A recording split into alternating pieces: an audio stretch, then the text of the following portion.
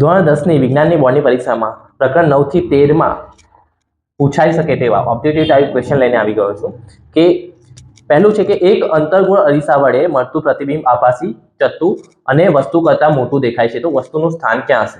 તો વિદ્યાર્થી મિત્રો અહીંયા આગળ તમને આભાસી આપી છે. તો અંતર્ગોળ અરીસામાં આભાસી પ્રતિબિંબ ત્યારે જ મળી શકે જ્યારે વસ્તુને અરીસાના ધ્રુવ અને મુખ્ય કેન્દ્ર F ની વચ્ચે મૂકવામાં આવે છે. તો એનો સાચો જવાબ હશે અરીસાના ધ્રુવ અને મુખ્ય કેન્દ્ર F ની વચ્ચે. બાકી બધા જ કેસમાં જે અંતર્ગોળ અરીસા વડે રચાતું પ્રતિબિંબ એ વાસ્તવિક મળે, આભાસી મળે નહીં. વાસ્તવિક એટલે અરીસાની આગળ રચાતું જે પ્રતિબિંબ હોય એને વાસ્તવિક કહીશું અને અરીસાની પાછળ રચાતું જે પ્રતિબિંબ હોય એને આભાસી કહેવામાં આવે છે. ઓકે, અરીસા માટેનું સૂત્ર 2/r = 1/u + 1/v છે. તો સાચું છે કે ખોટું? તો વિદ્યાર્થી મિત્રો અહીંયા આગળ તમને થોડો ટ્રિકી ક્વેશ્ચન આપ્યો છે. r શું છે? તો વક્રતા ત્રિજ્યા. એ વક્રતા ત્રિજ્યા કેન્દ્ર લંબાઈ કરતા બમણી હોય. ઓકે, એટલે 2f, r = 2f. અગર હું અહીંયા આગળ r ની જગ્યાએ 2f મૂકું તો 2/2f = 1/u + 1/v. તો બે કટ થઈ જશે ને રાઈટ છે કે 1/f = 1/u + 1/v. સો આ વિધાન સાચું છે. સમતલ અરીસાની કેન્દ્ર લંબાઈ કેટલી? તો સમતલ અરીસાની કેન્દ્ર લંબાઈ હંમેશા અનંત હોય છે. અનંત. સમતલ અરીસામાં કેન્દ્ર લંબાઈ અનંત હોય છે. એક લેન્સનો પાવર 1.6d છે તો લેન્સનો પ્રકાર ખાલી જગ્યા છે. અગર પાવર છે એ પ્લસમાં હોય, ધન પાવર, તો ધન પાવર એટલે કેન્દ્ર લંબાઈ પણ પ્લસ હશે અને કેન્દ્ર લંબાઈ પ્લસ છે, પાવર પ્લસ છે, તો એનો આન્સર છે બહિર્ગોળ. એનો આન્સર આવશે બહિર્ગોળ લેન્સ. બરાબર? ઓકે, અને જો લેન્સનો પાવર ઋણ હોય અને કેન્દ્ર લંબાઈ ઋણ હોય તો એનો આન્સર આવે અંતર્ગોળ. Okay, અંતર્ગોળ lens. પાણી, કાચ અને હીરાના નિરપેક્ષ વક્રીભવનાંક તમને આપ્યું છે. જો આ પણ યાદ રાખવા જેવું છે. પાણીનો વક્રીભવનાંક 1.33, કાચનો છે 1.50 અને હીરાનો 2.72. રાઈટ? તો કયું માધ્યમ સૌથી વધુ પ્રકાશીય ઘટ હશે? તો પ્રકાશીય ઘટ વિદ્યાર્થી મિત્રો અહીંયા આગળ જેનો વક્રીભવનાંક સૌથી વધુ હોય તે પ્રકાશીય ઘટ હોય અને એનો આન્સર આવશે હીરો, સી. ઓકે, લેન્સના પાવરનો એકમ શું છે? ઓકે, સો લેન્સનો power P = 1/f. Power P = 1/f. એકના છેદમાં કેન્દ્ર લંબાઈ. કેન્દ્ર લંબાઈ મીટરમાં હોય તો એક તો મીટર ઇન્વર્સ એનો એક પાવર છે, એક એકમ છે અને બીજો એકમ છે એ છે ડાયોપ્ટર. સો અહીંયા આગળ મીટર ઇન્વર્સ તો તમને આપેલું નથી, આવશે એનો એકમ ડાયોપ્ટર. રાઈટ? ઓકે, લેન્સનો પાવર P = -4d હોય તો કેન્દ્ર લંબાઈ કેટલી થાય? તો વિદ્યાર્થી મિત્રો જસ્ટ હમણાં જે ફોર્મ્યુલા લખ્યું એ જ એપ્લાય કરવાનું છે. P = 1/f = 1/-4. ઓકે, 1/4 એટલે 0.25. સો અહીંયા આગળ તમારો આન્સર આવશે -0.25. તો એનો આન્સર આવશે -0.25c. રાઈટ? ઓકે, ગુરુદ્રષ્ટિની ખામીવાળી આંખ માટે આંખનો લેન્સ જરૂરિયાત મુજબ ખાલી જગ્યા રહી શકતો નથી. તો વિદ્યાર્થી મિત્રો અહીંયા આગળ આવશે જાડો. જરૂરિયાત મુજબ એ જાડો થઈ શકતો નથી. ગુરુદ્રષ્ટિની ખામીમાં, જેને હાઇપરમેટ્રોપિયા પણ કહેવામાં આવે છે. ઓકે, અને ગુરુદ્રષ્ટિની ખામીમાં નજીકની વસ્તુ આપણને દેખાય નહીં, સ્પષ્ટ રીતે જોઈ શકાય નહીં. નજીકની વસ્તુ સ્પષ્ટ રીતે જોઈ શકાય નહીં ગુરુદ્રષ્ટિની ખામીમાં. રાઈટ? અને ગુરુદ્રષ્ટિની ખામીમાં જે પ્રતિબિંબ હશે એ પડદાની આગળ રચાય કે પાછળ રચાય? પડદાની પાછળ રચાય છે. ઓકે, સિલિયરી સ્નાયુઓ માણસની આંખમાં પ્રવેશતા પ્રકાશના જથ્થાનું નિયંત્રણ કરે છે. તો આ એકદમ ખોટું વિધાન છે, કેમ કે સિલિયરી સ્નાયુઓ એ લેન્સની, જે માનવ આંખનો જે લેન્સ હોય ને એમાં લેન્સની કેન્દ્ર લંબાઈમાં વધારો ઘટાડો કરી શકે. એટલા માટે એમ પણ કહી શકાય કે લેન્સને જાડો કે પાતળો કરી શકે. બરાબર?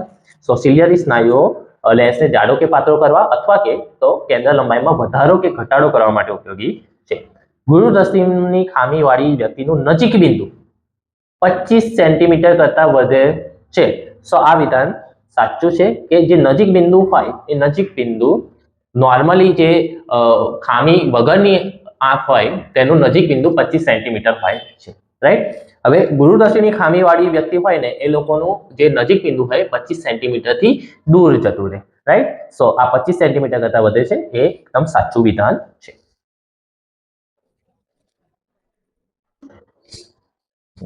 તેના પછી છે આંખમાં દાખલ થતા પ્રકાશના જથ્થા પરનું નિયંત્રણ ખાલી જગ્યા કરે છે. તો એમાં આવશે વિદ્યાર્થી મિત્રો જવાબ કીકી. ઓકે, મનુષ્યની આંખમાં વસ્તુનું પ્રતિબિંબ ખાલી ક્યાં પર રચાય છે? તો આંખ વસ્તુનું પ્રતિબિંબ નેત્ર પટલ પર રચાય છે, નેત્ર પટલ પર. ઓકે, એક વિદ્યાર્થી બ્લેકબોર્ડ ઉપરનું લખાણ વાંચી શકે છે, પરંતુ પુસ્તકમાંથી વાંચી શકતો નથી. તો નીચેનામાંથી કયું વિધાન સત્ય છે? સો એ કેસમાં નજીકનું બિંદુ દૂર ગયું હશે, એટલે જો નજીક બિંદુ દૂર જાય તો એ વિદ્યાર્થી પુસ્તકમાં લખેલું ના વાંચી શકે, એટલે નજીકનું ના વાંચી શકે, દૂરનું વાંચી શકે. ઓકે, અને આ ખામીને આપણે ગુરુદ્રષ્ટિની ખામી પણ કહેવામાં આવે છે. પ્રકાશની સંવેદના માટેના કોષો કયા છે? તો પ્રકાશની સંવેદના માટેના કોષો છે, એક છે રોડ્સ અને કોન્સ. ઓકે, રોડ્સ અને કોન્સ, રાઈટ? ઓકે, આઇરિસનું કાર્ય જણાવો. સો આઇરિસ એ કીકીને, આંખની જે કીકી છે તેને જાડી કે પાતળી કરવાનું કાર્ય કરે છે, જાડી પાતળી કરવાનું કાર્ય કરે છે.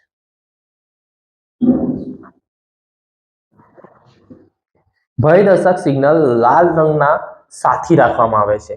સો ભયદર્શક સિગ્નલ લાલ રંગના સાથી રાખવામાં આવે છે. તો લાલ રંગના પ્રકાશનો ધુમ્મસ અથવા ધુમાડાથી સૌથી ઓછું પ્રકીર્ણન થાય છે, તેથી તે દૂરથી પણ આપણને દેખાઈ જાય, એટલા માટે આપણે લાલ રંગનું રાખવામાં આવે છે. સો લાલ રંગના પ્રકાશનું ધુમ્મસ કે ધુમાડાથી સૌથી ઓછું પ્રકીર્ણન થાય છે,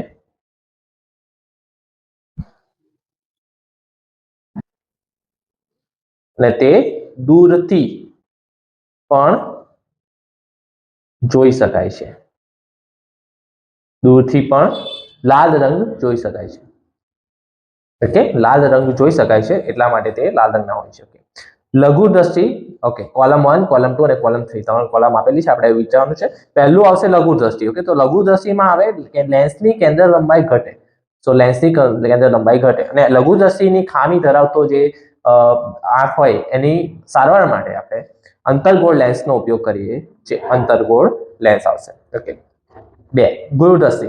સો ગુરુદ્રષ્ટિમાં લેન્સની કેન્દ્ર લંબાઈ વધે, લેન્સની કેન્દ્ર લંબાઈ વધે એટલે એ આવશે, અને તેની નિવારણ માટે આપણે બહિર્ગોળ લેન્સનો ઉપયોગ કરવામાં આવે છે, બહિર્ગોળ લેન્સનો ઉપયોગ કરવામાં આવે છે. તેના પછી છે પ્રેસ બાયોપિયા. સો પ્રેસ બાયોપિયાની સામું જ આપેલું છે, સમાવેશ ક્ષમતા ઉંમર વધતા ઘટે છે, એટલે સી આવશે. સમાવેશ ક્ષમતા ઉંમર વધતા ઘટે છે, અને એના નિવારણ માટે બાયફોકલ લેન્સનો ઉપયોગ કરવામાં આવે છે. ઓકે, એના પછી લઘુ દ્રષ્ટિ. તો લઘુ દ્રષ્ટિમાં શું થાય? આંખનો લેન્સ જરૂરિયાત મુજબ જાડો ના થઈ શકે, પાતળો ના થઈ શકે, કે જાડો કે પાતળો બંને ના થઈ શકે. તો વિદ્યાર્થી મિત્રો, હમણાં આપણે જોયું કે ગુરુ દ્રષ્ટિમાં આંખનો લેન્સ જરૂરિયાત મુજબ જાડો ન થઈ શકે. સો પહેલામાં શું આવશે? લઘુ દ્રષ્ટિમાં તો આંખનો લેન્સ જરૂરિયાત મુજબ પાતળો ના થઈ શકે. ઓકે, એટલે પહેલામાં બી આવશે, અને બીજામાં આવશે કે આંખનો લેન્સ જરૂરિયાત મુજબ જાડો થઈ શકે નહીં, એ. ઓકે, વિધાન સાચું છે કે ખોટું? હવે અવરોધકતાનો એકમ ઓમેગા મીટર સ્ક્વેર છે. સાચું છે કે ખોટું? તો તમને વિદ્યાર્થી મિત્રો યાદ હશે કે R ઇઝ ઇક્વલ ટુ અવરોધ R is equal to rho L upon A, and rho is equal to RA upon L. So R છે એનો R એટલે અવરોધ, એનો SI એકમ ઓમ છે, આનો ક્ષેત્રફળનો મીટર સ્ક્વેર થાય, નીચે મીટર આવે, લંબાઈનો મીટર. સો 1 મીટર કટ થઈ અને એનો જવાબ આવશે ઓમેગા મીટર અથવા ઓમ મીટર. તો આ વિધાન ખોટું છે, રાઈટ? તેના પછી વાહકતાની અવરોધકતા શેના પર આધારિત છે? ઓકે, તો વાહકતાની અવરોધકતા તારની લંબાઈ ઉપર, તારના આંચળના ક્ષેત્રફળ પર, કે તારના કદ ઉપર. સો વિદ્યાર્થી મિત્રો, અગર તમને R વિશે કીધું હોય અવરોધ, તો અવરોધ એની લંબાઈ, ઓકે, અને ક્ષેત્રફળના વ્યસ્ત પ્રમાણમાં હોય. ઓકે, એટલે R equal to rho L upon A. Okay, આવું ફોર્મ્યુલા હતું. પણ અવરોધકતા છે એ અવરોધકતા ના લંબાઈ, ના ક્ષેત્રફળ કે ના કદ ઉપર આધાર રાખે છે. એ માત્ર ને માત્ર તાર કયો ઉપયોગ કર્યો છે, તારનું દ્રવ્ય, એટલે ડી આવશે. અવરોધકતા એ ફક્ત તારના દ્રવ્ય પર આધાર રાખે છે, જ્યારે અવરોધ લંબાઈ અને ક્ષેત્રફળ એ બંને પર આધાર રાખે છે. 1 યુનિટ એટલે કેટલા જૂલ? સો વિદ્યાર્થી મિત્રો, તમને યાદ હશે 1 kilowatt hour, 1 kilowatt hour. Okay, એટલે 1 યુનિટ થાય, બરાબર? 1 કિલોવોટ અવર એટલે જ 1 યુનિટ થાય. ઓકે, હવે કિલો એટલે 1000. ઓકે, અને આવરનું આપણે 3600 આવશે. ઓકે, સો આ તમને જૂલમાં કન્વર્ટ કરીને આપે છે. તો તમે જો કાઉન્ટ કરશો તો 3.6 10⁶ સો એનો જવાબ આવશે 3.6 × 10⁶ જૂલ, રાઈટ. એના પછી છે કે 1 માઇક્રો એમ્પિયર બરાબર ખાલી જગ્યા millimetre. 1 micro ampere, 1 micro ampere એટલે કેટલા કહેવાય? 10⁻6 એમ્પિયર કહેવાય, રાઈટ. હવે હું આ 10⁻6 છે એના બે પાર્ટ પાડી દઉં. 10⁻3 × 10⁻3 એમ્પિયર. હવે આપણને ખબર છે 10⁻3 એટલે મિલી થઈ જશે, એટલે 10⁻3 મિલી એમ્પિયર. એટલે આ 10⁻3 ની જગ્યાએ મિલી એમ્પિયર લખી દીધા, તો આગળ ફક્ત 10⁻3 વધે. તો એનો સાચો જવાબ થશે 10⁻3 મિલી એમ્પિયર, રાઈટ. ઓકે, ઓહમના નિયમ પ્રમાણે, એના પછી છે ઓહમના નિયમ પ્રમાણે પરિપથમાં પ્રવાહ વધારતા અવરોધ વધે છે, પરિપથમાં વોલ્ટેજ વધારતા અવરોધ વધે છે. સો વિદ્યાર્થી મિત્રો, અવરોધ છે ને એ પ્રવાહ અને વોલ્ટેજ પર નહીં આધાર રાખે, કેમ કે અચળાંક છે, રાઈટ. સો અવરોધ તમારો ફિક્સ રહેશે. પરિપથમાં વોલ્ટેજ વધારતા પ્રવાહ વધે છે. હા, એવું કહી શકીએ કે વોલ્ટેજ વધારતા પ્રવાહ વધે છે. નેક્સ્ટ છે વોલ્ટેજ વધારતા અવરોધ અને પ્રવાહ. અહીંયા આગળ અવરોધ લખ્યું છે એટલા માટે ડી નહીં આવી શકે. એનો જવાબ આવશે સી. પરિપથમાં વોલ્ટેજ વધારતા પ્રવાહ વધે છે. વિદ્યુત સ્થિતિમાનના તફાવતનો એકમ ખાલી જગ્યા છે. વિદ્યુત સ્થિતિમાનના તફાવતનો એકમ. સો વિદ્યુત સ્થિતિમાનનો તફાવત વિદ્યાર્થી મિત્રો, વિદ્યુત સ્થિતિમાનનો તફાવત V = કાર્યના છેદમાં વિદ્યુતભાર. ઓકે, કાર્યના છેદમાં વિદ્યુતભાર. આવી રીતે શોર્ટ ટ્રિક હતી. તો કાર્યનો એસઆઈ એકમ છે જૂલ અને વિદ્યુતભારનો એકમ કુલમ છે. તો એનો સही હશે જૂલ પ્રતિ કુલમ. ઓકે, જૂલ પ્રતિ કુલમ. વિદ્યુત પ્રવાહનો એસઆઈ એકમ એમ્પિયર આવશે. વિદ્યુત પ્રવાહનો એસઆઈ એકમ એમ્પિયર. હું વિદ્યુત પરિપથમાં વહેતા વિદ્યુત પ્રવાહનું માપન કર્યું છું. તો બોલો, હું કયું સાધન છું? તો વિદ્યુત પ્રવાહનું માપન એ મીટર દ્વારા કરવામાં આવે છે. તો એ સાધનનું નામ છે એ મીટર. ઓકે, સૂક્ષ્મ પ્રવાહ માપવા માટે ગેલ્વેનોમીટરનો પણ યુઝ કરવામાં આવે છે. સૂક્ષ્મ પ્રવાહ માપવા માટે. ઓકે, ગેલ્વેનોમીટર જે છે એ માઇક્રો એમ્પિયર સુધી માપી શકે ને એ મીટર મિલી એમ્પિયર સુધી માપી શકે, રાઈટ. અને અગર વોલ્ટેજ માપવા માટે કીધું હશે તો વોલ્ટેજ માપવા માટેનું સાધન છે વોલ્ટમીટર. ઓકે, અગર વોલ્ટેજનું પૂછે તો તમારે વોલ્ટમીટર જવાબ લખવાનો છે. વિદ્યુત પ્રવાહનું વહન કરતા તાર પર પક્ષી બેસે ત્યારે તેને શોક લાગતો નથી. તો આનું કારણ એ છે કે વિદ્યુત પરિપથ પૂર્ણ નથી થતો. જ્યારે તાર પર પક્ષી બેસે છે ત્યારે કોઈ પણ પ્રકારનો વિદ્યુત પરિપથ પૂર્ણ ન થવાથી, વિદ્યુત પરિપથ પૂર્ણ ન થવાથી તેને કોઈ શોક લાગતો નથી. ઓકે, નીચેનામાંથી કયું પદ પરિપથમાં વિદ્યુત પ્રવાહ દર્શાવતું નથી? ઓકે, વિદ્યુત પાવર દર્શાવતું નથી એટલે કયું વિદ્યુત પાવરનું સૂત્ર નથી? તો વિદ્યાર્થી મિત્રો, આના માટે તમને કોઈ એક ફોર્મ્યુલા યાદ હોવું જરૂરી છે. સો અગર તમને યાદ હોય તો P = VI. ઓકે, હવે VI ની જગ્યાએ હું V/R મૂકું. ઓકે, V = IR પરથી, બરાબર, V = IR પરથી I = V/R મૂકું તો V²/R. સો V²/R આપેલું છે તો આ તો છે જ, બરાબર. VI બી છે. સો આ બેમાંથી કોઈ એક હોઈ શકે. તો V ની જગ્યાએ અહીંયા આગળ IR મૂકીએ તો V ની જગ્યાએ IR મૂકીએ તો I/I²R. સો બીજું એક ફોર્મ્યુલા આ છે. તો કયું સાચું નથી? તો B. તો તમારો આનો આન્સર આવશે B. IR² નહીં આવે. પાવરના ત્રણે ત્રણ ફોર્મ્યુલા રાઈટ છે. P = I²R, P = VI અને P = V²/R. ઓકે, અવરોધ R ધરાવતા તારના 5 નાના ટુકડા કરવામાં આવે છે અને આ ટુકડાઓને સમાંતર જોડવામાં આવે છે. તો જો જોડાણનો પરિણામી અવરોધ R' હોય તો R/R' ગુણોત્તર ખાલી જગ્યા થાય. ઓકે, સો અહીંયા આગળ અવરોધના 5 ટુકડા કરવામાં આવે છે. એટલે જે અવરોધ હશે, સો અવરોધ એ લંબાઈના સમપ્રમાણમાં હોય, રાઈટ. લંબાઈના સમપ્રમાણ. હવે હું લંબાઈના 5 ટુકડા અલગ અલગ કરું તો દરેકનો અવરોધ R/5 થઈ જાય. આ દરેકનો અવરોધ થઈ જશે. ઓકે, દરેકનો અવરોધ શું થઈ જશે? R/5. હવે આને આપણે સમાંતર તમારે એ કરવાનું છે, બરાબર ને. જો અગર હું અવરોધને હું સમાંતર ગોઠવું R/5 વાળા, ઓકે, સો આ રીતે અગર જો હું સમાંતર 5 અવરોધને 1 2 3 4 અને 5, સો આ 5 અવરોધને જો સમાંતર ગોઠવવામાં આવે, ઓકે, આ રીતે,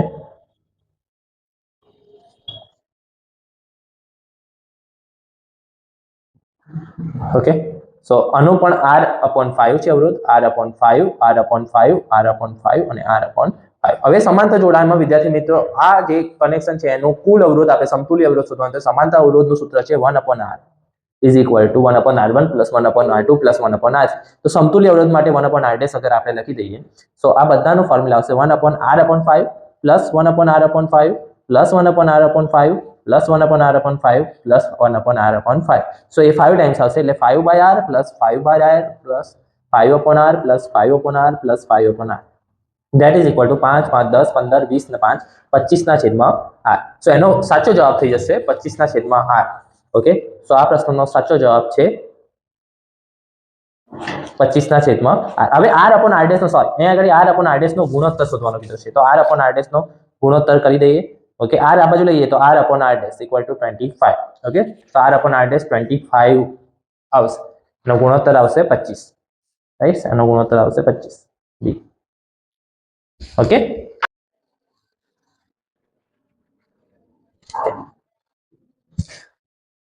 તેના પછી છે વિદ્યુત બલ્બની ફિલામેન્ટમાં ટંગસ્ટન ધાતુનો ઉપયોગ કરવામાં આવે છે, કારણ કે ટંગસ્ટનની અવરોધકતા અને ગલનબિંદુ ઘણા ઊંચા હોય છે, એટલા માટે બલ્બમાં ટંગસ્ટન ધાતુનો ઉપયોગ કરવામાં આવે છે. ફિલામેન્ટમાં આપણે ટંગસ્ટન ધાતુનો ઉપયોગ કરવામાં આવે છે. પાર જાંબલી યુવી કિરણોની અસરથી ખાલી જગ્યાના કેન્સર થવાની શક્યતા છે, તો એ વિદ્યાર્થી મિત્રો હશે ચામડીના કેન્સર થવાની શક્યતા છે. યુવી રેસથી ચામડીના કેન્સર થઈ શકે છે. ઓકે, ખાલી જગ્યા એ આહાર શૃંખલાનું પ્રથમ પોષક સ્તર છે. સો એનો જવાબ આવશે ઉત્પાદકો. ઉત્પાદકો એ આહાર શૃંખલાનું પ્રથમ પોષક સ્તર છે. ઓકે, એના પછી નીચેના જોડકા સાચા બને તે રીતે જોડો. દ્વિતીય પોષક સ્તરમાં આવશે, પહેલામાં આવશે પ્રાથમિક ઉપભોગ્યો એટલે પી, અને બીજામાં આવશે તૃતીય પોષક સ્તરમાં દ્વિતીય ઉપભોગ્યો એટલે કે એ. ઓકે, ઓઝોન સ્તરના વિઘટન માટે મુખ્ય જવાબદાર સંયોજન કયું ગણાય છે? તો એ છે ક્લોરોફ્લોરોકાર્બન. ક્લોરોફ્લોરોકાર્બન, જેને CFCS પણ કહેવામાં આવે છે. ઓકે, UNEP નું પૂરું નામ શું છે? તો એનું પૂરું નામ છે United Nation Environmental Programme. Right. Okay, ઉત્પાદકો જૂથના બે જૂથના નામ જણાવો. સો એનું નામ છે, એક છે છોડ, એક જૂથ છે છોડ, અને બીજું છે એ blue green algae. Blue green algae. Right. Okay, સ્થળજ નિવસન તંત્રની લીલી વનસ્પતિઓ સૂર્ય ઉર્જાનો લગભગ 1% ભાગ ખાદ્ય ઉર્જામાં રૂપાંતરિત કરે છે. સો આ વિધાન સાચું છે. એક સજીવ એક કરતા વધારે આહાર શૃંખલાઓમાં સંકળાયેલો હોઈ શકે છે, તો આ વિધાન પણ કેવું છે? સાચું છે. પાવર સપ્લાયમાં રહેલા વાયરો પૈકી લાલ રંગના અવાહક વાળા વાયરને શું કહે છે? અગર લાલ રંગનો અવાહક વાયર હોય, ઓકે, પાવર સપ્લાયમાં, તો એને કયો વાયર તરીકે ઓળખવામાં આવે છે? તો વિદ્યાર્થી મિત્રો એનો જવાબ આવશે જીવંત વાયર એટલે લાઈવ વાયર કહેવામાં આવે છે. ઓકે, તેના પછી છે 39. આકૃતિમાં દર્શાવ્યા પ્રમાણે એક ઇલેક્ટ્રોન ચુંબકીય ક્ષેત્રને લંબ રૂપે દાખલ થાય છે. ઇલેક્ટ્રોન પર લાગતા બંને દિશા શોધો. તો વિદ્યાર્થી મિત્રો અહીંયા આગળ ઇલેક્ટ્રોન લંબ રૂપે નીચે તરફ દાખલ થાય છે ચુંબકીય ક્ષેત્રમાં, બરાબર.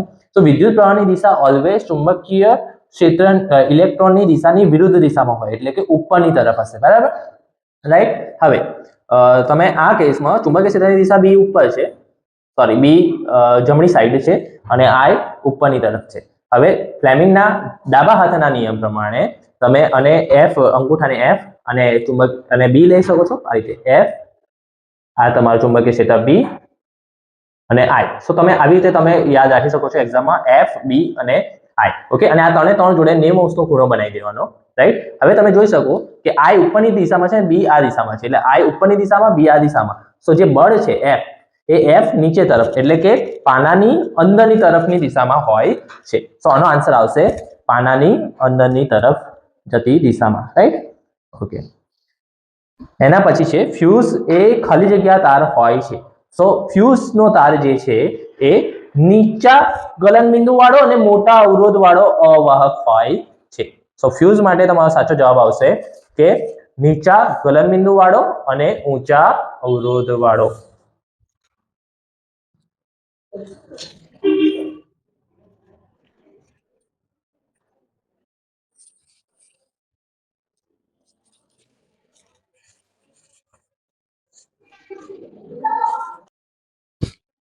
તેથી આ પ્રશ્નનો સાચો જવાબ આવશે બી. રાઈટ, નીચા ગલનબિંદુ અને મોટા અવરોધ વાળો અવાહક. ઓકે.